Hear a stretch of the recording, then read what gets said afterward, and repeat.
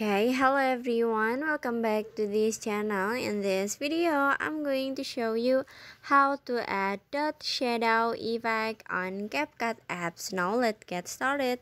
First, after you open your CapCut apps, in here you can see I want to show you this is the original video like this.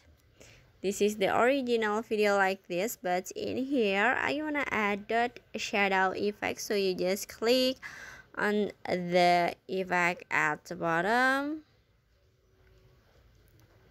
and now you just click on a body effect,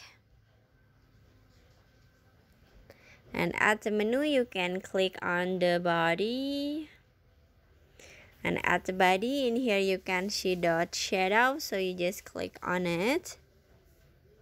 And after this, in here you just click on the check icon, this one, and now you can setting the effect until the end of the video and finish. So that's how to add dot shadow effect on CapCut apps.